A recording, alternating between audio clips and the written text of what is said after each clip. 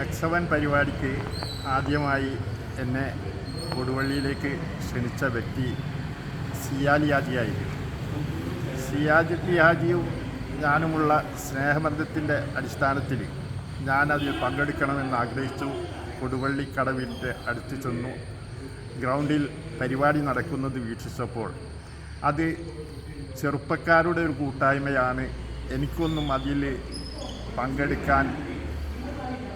പങ്കെടുക്കുന്നത് അത്ര ഉചിതമല്ല എന്ന് തോന്നി ഞാൻ അന്ന് തിരിച്ചു പോന്നു.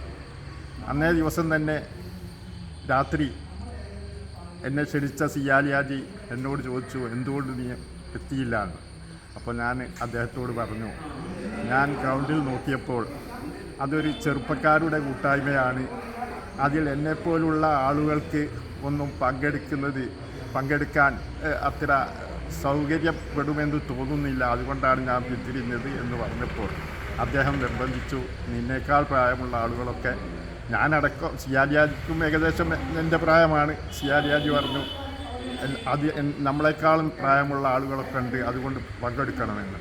പിറ്റേ ദിവസം ചെന്നപ്പോൾ ആ ഡ്രസ്സൊക്കെ ഇട്ട് നിൽക്കുന്ന ആളുകളിൽ പലരും എൻ്റെ പ്രായത്തെ വെല്ലുന്ന വിധത്തിലുള്ള പ്രായക്കാർ പലരും ഉണ്ടായിരുന്നു.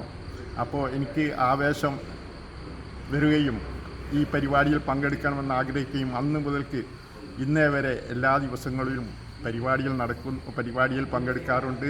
ഓരോ ദിവസവും കാലത്ത് പ്രഭാത പ്രാർത്ഥനയൊക്കെ കഴിഞ്ഞ ഉടനെ തന്നെ ഇവിടെ എത്തണം എന്നൊരാഗ്രഹത്തോടു കൂടി എന്നും പങ്കെടുക്കാറുണ്ട്. വളരെയേറെ പ്രയോജനം ചെയ്യുന്ന പല മാറ്റങ്ങളും എനിക്ക് വന്നിട്ടുണ്ട്. ഇത് ഞാൻ പറയുന്നതല്ലാതെ തന്നെ എന്നെ കാണുന്ന പലരും ഒരുപാട് മാറ്റം നിങ്ങളിൽ വന്നിട്ടുണ്ട് എന്ന് പറയാറുണ്ട്.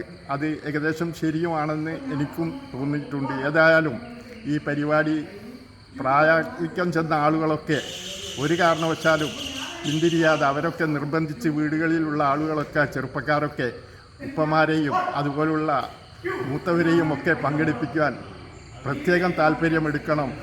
അങ്ങനെ എടുത്താൽ അവരൊക്കെ ഈ പരിപാടിയിൽ പങ്കെടുത്താൽ അവർ എന്നും വീട്ടിൽ ഒതുങ്ങിക്കൂടുന്ന ഒരു ആവശ്യമില്ലാത്ത ആളുകളായി നിൽക്കുന്ന സാഹചര്യം മാറും.